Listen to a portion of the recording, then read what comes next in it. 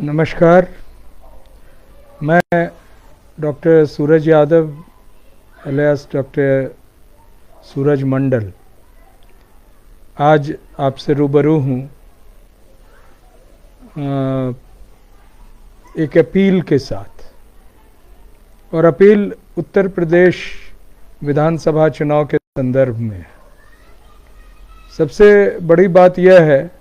कि इस अपील के माध्यम से मैं कम से कम आप लोगों के समक्ष और ख़ास तौर से जो हमारे साथी हैं, सहयोगी हैं, जो उत्तर प्रदेश से जुड़े हुए हैं, उनसे मैं रूबरू होना चाह रहा हूँ।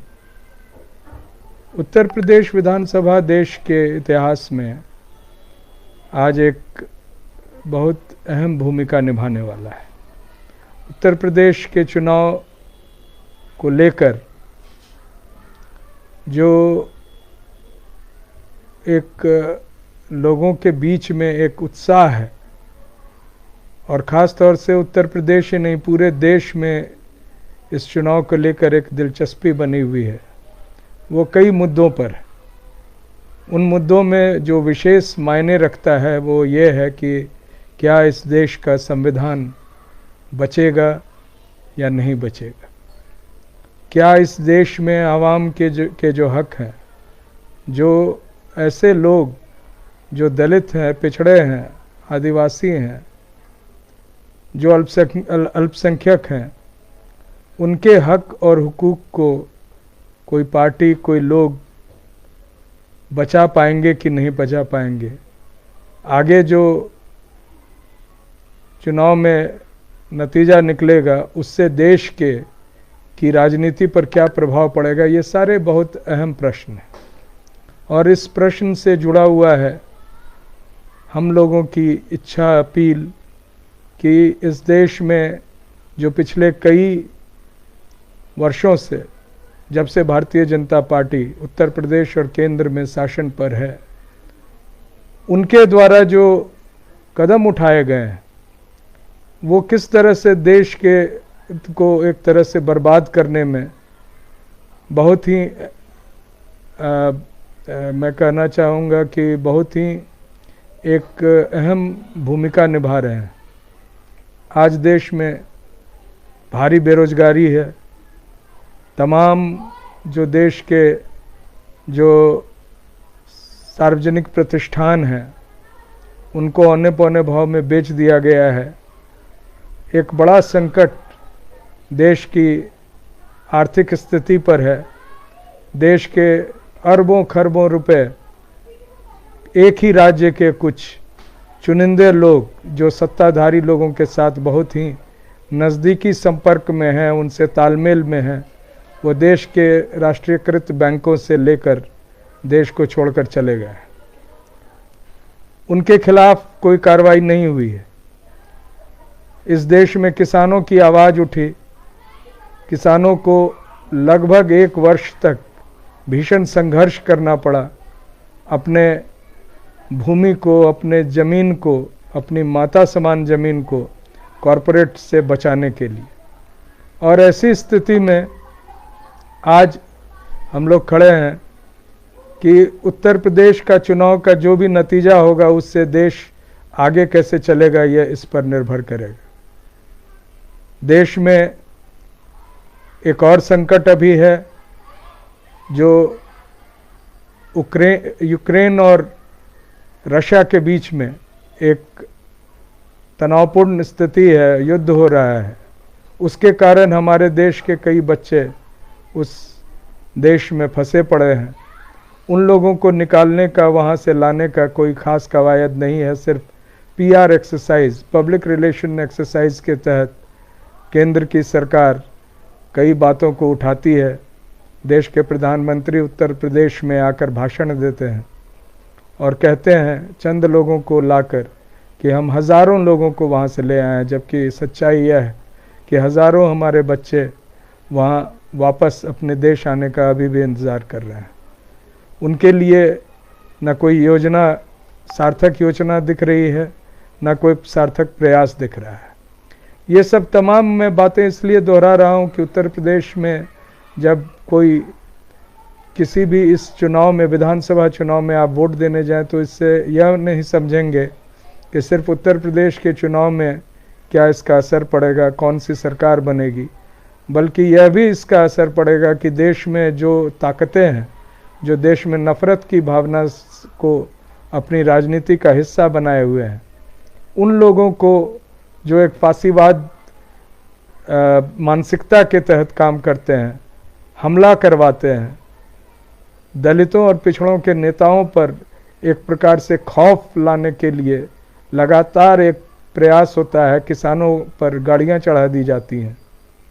इस तरह की राजनीति करने वालों को क्या कभी अंकुश लगेगा? और इसी वजह से हम लोग ने आपसे एक अपील की थी। मैं दिल्ली विश्वविद्यालय में पढ़ाता हूँ, शिक्षक हूँ, और मेरे साथ कई ऐसे सामाजिक कार्यकर्ता हैं जो कि जुड़े हुए हैं सामाजिक न्याय से,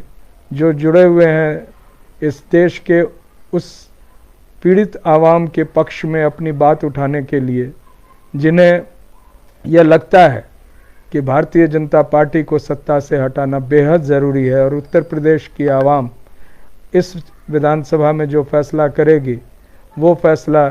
देश के लिए भी अहम होगा और उत्तर प्रदेश से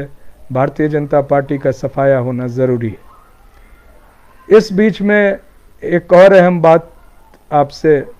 कहने के लिए मैं जो ये हमारे मंच जो है सामाजिक न्याय का, उसके माध्यम से आया हूँ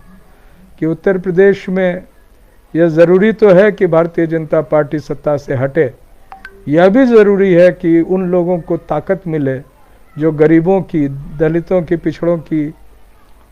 और ऐसे लोगों की, अल्पसंख्यकों की आवाज़ को बुलंद करते हैं, उन्हें एक मौका मिले जो विधानसभा में जाएं तो अगर जो भी सत्ता के में रहेंगे, अगर उनसे कोई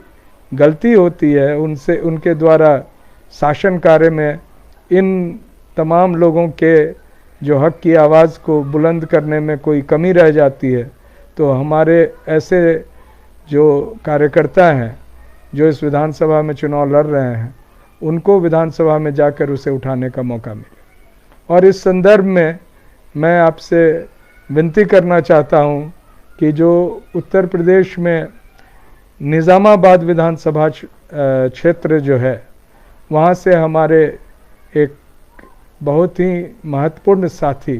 किसान नेता राजीव यादव चुनाव लड़ रहे हैं। इनका चुनाव चिन्ह हेलीकॉप्टर है, 13 नंबर पर वो ईवीएम में दिखाई पड़ेगा। अब ईवीएम की क्या बात करें, वो तो मुझ जैसे लोग ईवीएम पर विश्वास नहीं रखते हैं, लेकिन फिर भी चूँकि चुनाव में ईवीएम ही ज़रूरी है, ये बैलेट से चुनाव तो हो नहीं रहा है, तो इसमें आप 13 नंबर में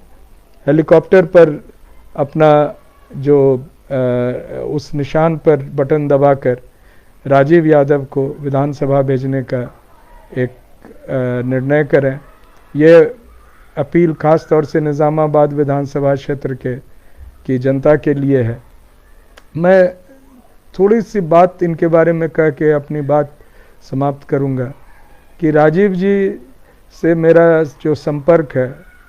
इनके बारे में तो बहुत पहले से सुना हुआ था, लेकिन कुछ वर्षों पहले नई दिल्ली के कॉन्स्टिट्यूशन क्लब में एक बहुत ही इम्पोर्टेंट मैगज़ीन है,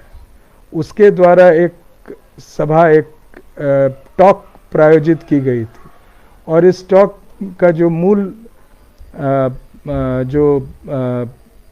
टॉपिक था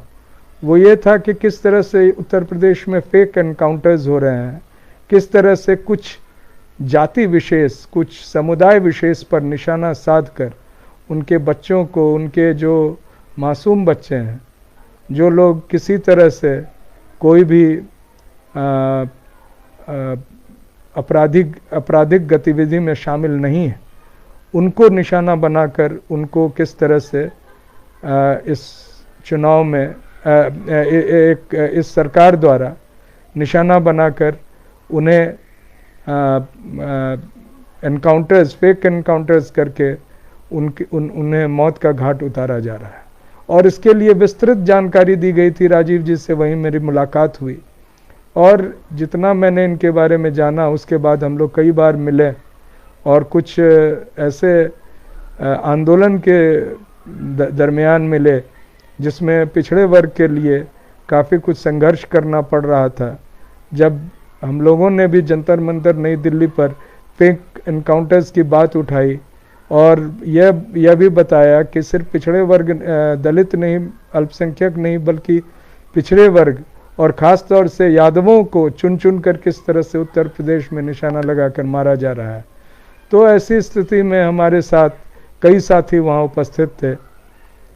राजीव जी का सहयोग बराबर मिलता रहा है और ये एक डेडिकेटेड,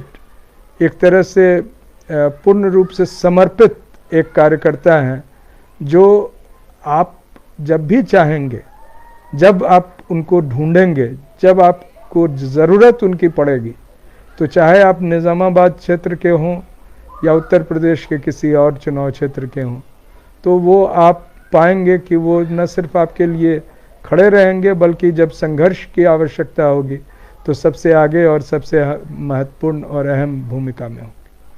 तो आज मैं इसी अपील के लिए दिल्ली विश्वविद्यालय से सामाजिक न्याय के प्रति समर्पित, गरीबों मजलूमों के प्रति समर्पित जो हमारे साथी हैं, उन सबों की ओर से मैं आपसे करबद्ध प्रार्थना करता हूं कि आने वाले विधानसभा चुनाव में निज़ामाबाद चुनाव क्षेत्र जिसकी संख्या 348 है, उसमें जब आप वोट देने जाएं तो कृपया करके राजीव यादव को चुनने के लिए उनके चुनाव चिन्ह हेलीकॉप्टर पर अपना जो बटन दबाकर